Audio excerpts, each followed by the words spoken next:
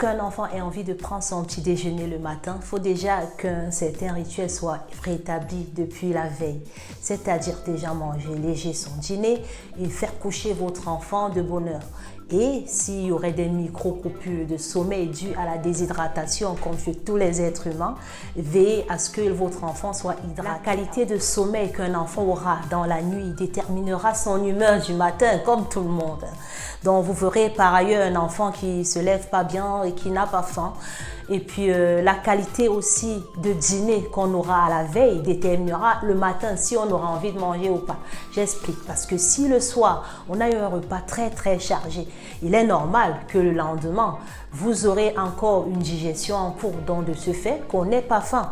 Donc veillez manger léger et puis levez votre enfant à temps pour pouvoir préparer la table ensemble. C'est un moment de convivialité, hein. Vous pouvez échanger avec votre enfant et puis votre enfant a le droit aussi de choisir de temps en temps, sans caler là-dessus, ce qu'il aura envie de manger, parce que c'est aussi un moment de plaisir. Oui, c'est un moment de plaisir.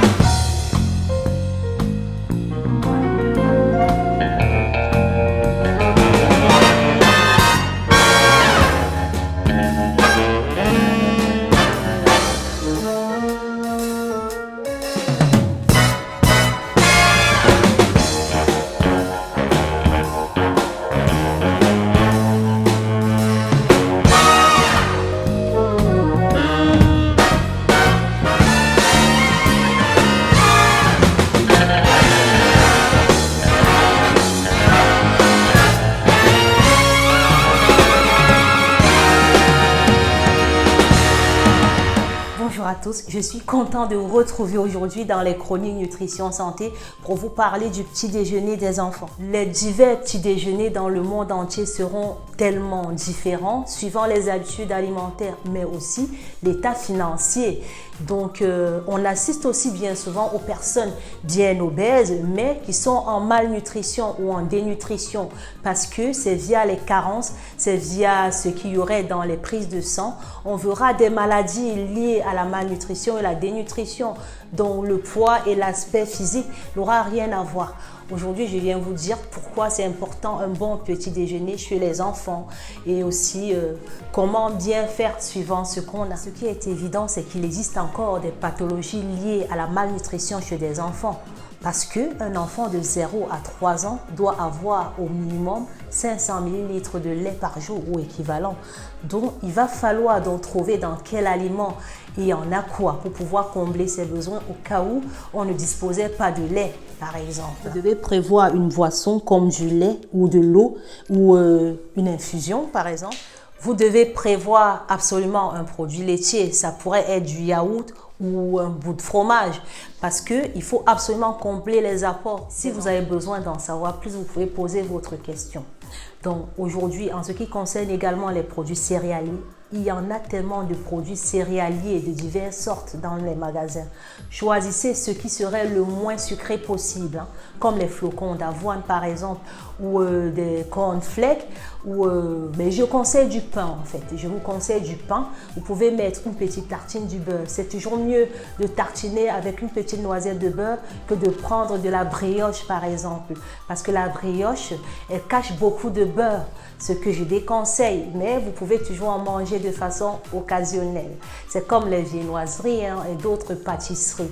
C'est des choses que vous devez consommer de façon occasionnelle. Ne confondez surtout pas les boissons rafraîchissantes avec les jus de fruits parce que c'est marqué dessus. 100% pur jus pressé. Donc ça doit être pressé sans sucre ajouté.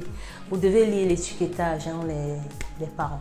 Je déconseille voilà, la pâte à tartiner, mais vous pouvez les consommer de façon occasionnelle. Je conseille de temps en temps de la confiture, de la marmelade, pourquoi pas, une petite cuillère Et puis par ailleurs, si vous avez pour habitude alimentaire de consommer aussi une part de protéines le matin, je ne vois pas d'inconvénient. Ça peut être du jambon cuit découenné ou encore une petite omelette. Ça dépendra du coup dans la journée comment vous allez consommer les protéines pour ne pas dépasser vos apports recommandés. Mais les parents doivent montrer l'exemple. Ne laissez pas les enfants manger tout seuls, prendre leur petit déjeuner tout seuls pendant que vous regardez la télé ou manger avec eux. Ce serait bien. Vous savez, les habitudes alimentaires, ça dépend de l'environnement. Et puis les parents, ça reste quand même les exemples pour les enfants. Donc, il y a une maman qui m'a demandé via ma page Facebook si on pouvait réchauffer le repas du dîner pour le petit déjeuner le matin. Et moi, je ne trouve pas d'inconvénient du moment où ça reste dans les habitudes alimentaires. Si c'est les habitudes alimentaires et que voilà, l'enfant est préparé, son côlon, son estomac, son appareil digestif est préparé à digérer ça de façon naturelle. Je ne trouve pas d'inconvénient. Après, ça dépendra du coup dans la journée, comment rééquilibrer et pouvoir faire combler tous les apports pour un enfant, parce que ce qui est évident, c'est qu'il existe encore des pathologies liées à la malnutrition chez des enfants. Pouvoir combler vos besoins. Ça dépend de vos goûts, de ce que vous pouvez réintroduire dans le petit déjeuner, mais ça ne doit pas être un produit très sucré, ni très salé, ni trop gras, pour pouvoir rééquilibrer dans la journée, dans le repas qui vient.